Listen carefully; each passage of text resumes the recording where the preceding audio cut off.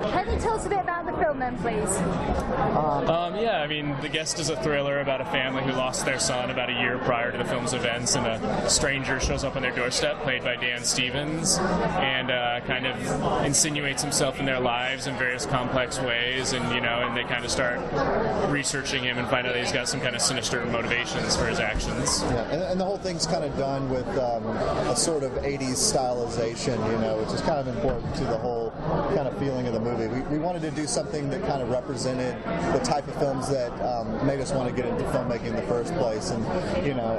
and for us, John Carpenter, for example, is a big part of it. I mean, I remember the first movie, like when I was a kid, like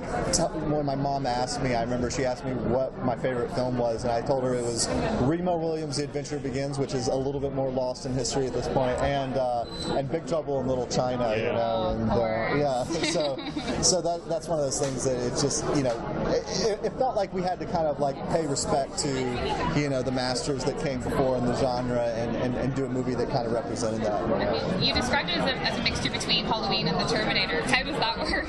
How does that work? Well, it's actually more, it makes more sense than you would actually imagine, because that actually came from, like after You're Next, we were in a situation where I think we were starting to get kind of sick of horror movies because we had, done the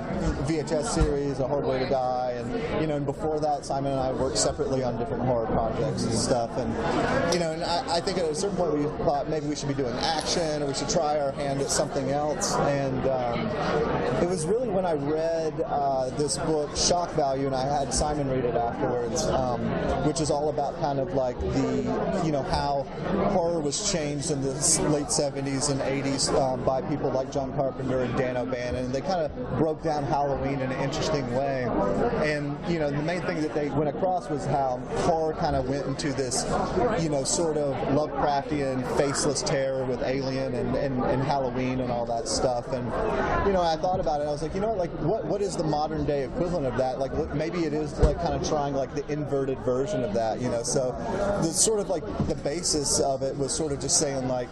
what if Michael Myers, instead of being like this faceless killer, at a distance, what if he's a guy living in your house and he's your friend and everything, and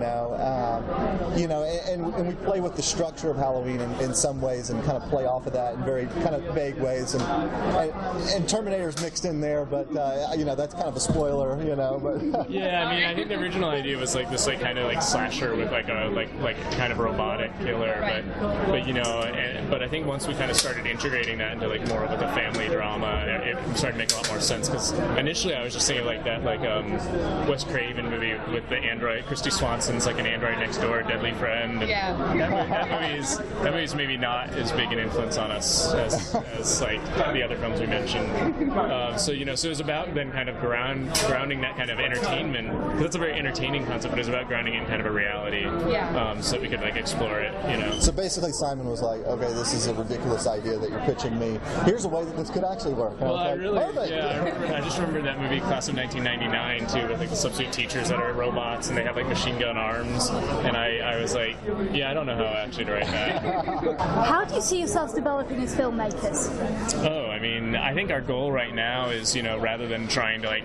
have any kind of weird long-term envisioning of ourselves, which of course would definitely not come to pass because you can't predict, your next movie, not to mention your next 10. I think our goal is to just always challenge ourselves and never repeat ourselves, and always keep trying to do,